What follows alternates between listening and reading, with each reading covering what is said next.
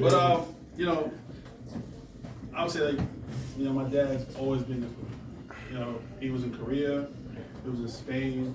Like I remember there were times like for my birthday or Christmas, like he would be there, right?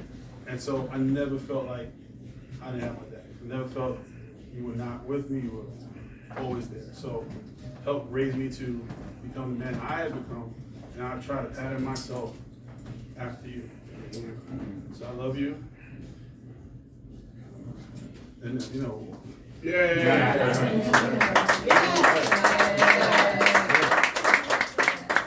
And he can tell everybody that he took me to the last Super Bowl.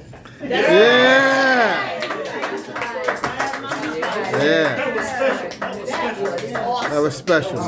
Yes, it was. Roy, you go back way back. I was the first son-in-law. Through our ups and downs, working in the jail together. Telling like, I know you like those special missions where you say, I'm going to watch the Latin Kings and Nexus. Tell the little meetings, don't tell anybody I speak Spanish. Nobody knew that. At least a couple people in the jail knew that, and Roy loved that. I know he did. He got a kick out of that. You know what I mean? We had fun taking our trips down to Florida, the Westgate. Last time we were out there, you out there getting out of the car with this other old man. Get y'all butts in the damn car. You know what I mean? But I love you. I'm glad you're here for you. Anytime you need me, I'm always here for you, and I love you, Roy. Why you bring up Florida? Hey, I had to bring that out. Should I tell about what happened on the beach? Hey, be good. Be good. you make him homeless. All right, my turn. Now, you may have had one born, but nobody can tell me that you're not my dad. Okay? You're my dad. And I love you. You're my hero. You came in my mom's life at a time where, we were coming of age where we needed to leave New York. You came in, knight in shining armor, and you rescued us. You rescued me. My sisters may remember our biological in living at home, but I have no memories of that. The only memories I have of a dad is you. You're my dad, and I love you. And I don't care if there's no blood. That doesn't make a difference to me. You're my dad. Thank you for all my memories. Thank you for all the fun times. Thank you for, taking us out of New York into Spain. Thank you for all the fun times, the jokes when you kidnapped my teddy bear. And you wrote ransom notes all over the house. They were like, this guy. Just all the times. And, He's kidnapped my teddy bear. My friends considered y'all like the Huxtables. We were the Huxtables. And, all the memories and coming back to, you taught me how to drive.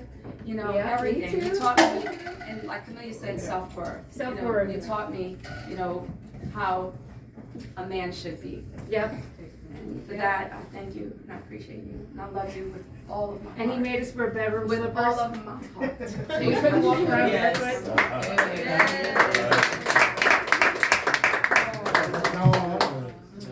You will wear Giants blue. I will. Only for today. Hold up, y'all.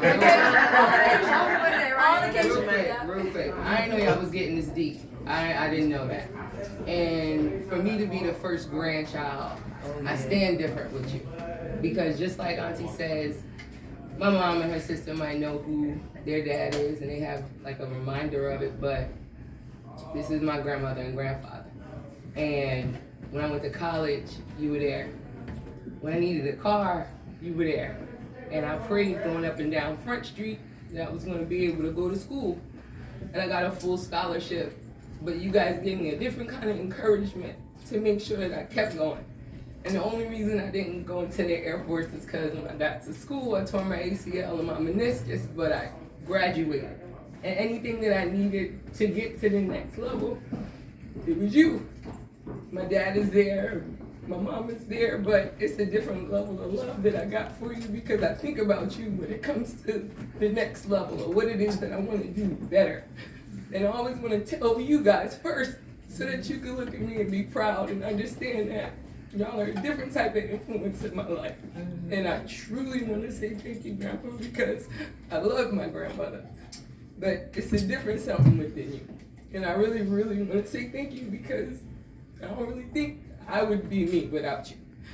I told you I didn't think I was getting this deep. I was trying to cry and stuff. I love you, Grandpa, for real, for real. Leo season. Leo season. All right. Look at beer looking for you, man. Yeah. You can't let the beer. See, there's a little known fact about Huntley Roy Wallace. I'm gonna find it because there's an article. Yes, In the article about him, about his heroic acts as a SP on base. And right, we did not know. We had no idea. And somebody exposed him. It was February, right around Super Bowl. When you're. Tell us about it. I'm not gonna tell you the Oh, truth. God. It's top secret. I gotta find it. That's your thunder. Oh, Can I say goodness. something? Go, man. Yeah, we'll be really Go, quick Vinny, though. Just like everybody else has said, my respect and admiration for you is unconditional. There's not been any situation in my life that I can think about where you haven't been that guy, either actively or passively. I can remember you teaching me how to drive, how to park, which was a whole nightmare by itself, how to navigate life in such a way that, you know, commanded respect, how to navigate through the military, how to navigate through my law enforcement career. You were always there. Even with little things that may have seemed inconsequential at the time, they really had a profound impact on me. So I just want to say thank you for that, and I love you, and I appreciate you. Thank you, thank you. Wait, let's get yourself going. Just real quick. Real quick, Hold on. but Should I tell you about should I share with everybody a trip to Florida? No. Go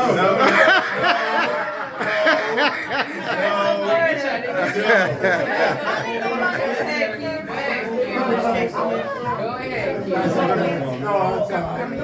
Don't remain homeless. We'll move on. Go ahead. But just to piggyback off of what Vinny was saying, you're an example of what it means to work hard, to never give up, to be a man, to stay on your 2 feet.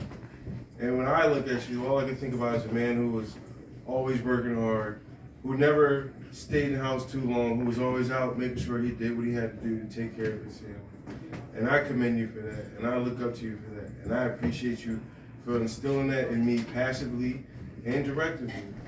So, hey, we appreciate you, Grandpa, and we thank you for everything you've done. You've touched everybody in this room in a different way, Yeah. and we appreciate you for that. Thank you, my grandson. Thank you, Lexi. Okay, so this is the article. Wait, let me So as far as parking, what my grandpa taught me is how to drive with my knees. So every time I'm in the car, my grandpa, he starts driving with his knees, and I started doing it. I'm like, yo, this forgive me, but that's what he taught me. But this grandpa, I got pulled over the other day. Uh-oh. And I remember the card you gave me, just in case I get pulled over. And I was like, wow, Lieutenant Huntley Wallace. You better know who you're talking to. He let me know in the morning, and I got through, but it's just, Grandpa, you're just the coolest man ever. I did not teach you how to drive with your Yes, he knees. did. You were looking at how I was driving. Checker. Because I wasn't teaching you. I've been a But good let me driver. tell you something he did teach us. You are the best dashboard drummer in the world. When the music's on and he's drumming, And every time I do it a little bit, he's the first person I think about. Yeah, but this article really is something though. It's really cute. And it says that, you know, in the early morning hours of November 2nd, a pair of McGuire security policemen had a chance to display the bravery and cool thinking that they were trained for. At 3 a.m. that morning, the law enforcement desk received a call from Senior Airman Reed, on base patrol, reporting an automobile on fire near the Aero Club. Tech Sergeant Huntley Wallace, flight chief on that shift, responded immediately to that call. And as he arrived on the scene, saw Airman Reed running to the burning vehicle. With the vehicle on fire, the flames moving toward the gas tank, Airman Reed entered the car and pulled the only occupant unconscious from the flames. Sergeant Wallace, noting that the flames were about to engulf the gas tank, took the fire extinguisher from his own vehicle and extinguished the fire, narrowly averting an explosion. Yes, actions like those of Airman Reed and Sergeant Wallace were a reflection of their own personal courage, said Second Lieutenant Short from the 438th Special Police Squadron. Hip hip. Hip, hip, hip. Hip, hip. Yes, and this picture went around, correction. We was like, oh snap. Yeah. So that's what he wanted to witness protection. Right? You know what I mean? Black Panther. Black Panther. There we go. Found this out a year ago. You want to stop at Carmichael Staples? Take those staples. I sent it to me. I had to send it to me and then I can send it to me. Grandpa, I just want to say something real quick. So I just want to say, I want to dance. I want to see you doing the mommy dance. So I just want to say that, like, ever since we were little, if something wrong happened, we were upset about something, he was always there to, like, make us, like, smile and laugh. You were always there to, like, cheer everybody up, make the mood brighter. And you were always just a positive, happy, fun person to be around. So I appreciate you for always being there to make everyone happy, keep the mood light, and just be you, a cool grandpa. Chill, cool grandpa. Whenever you're at high school and you just need a ride, there's no one to call. That's one to call. That was no time. He'll be there in a second. I'm always looking out. In fact, I get there so quick that the little boys couldn't run.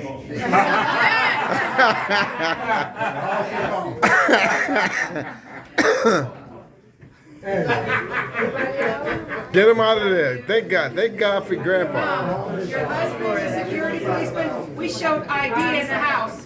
ID at the breakfast table. Let's dance. I want to. You guys, you're not telling people how good you dance. You're putting on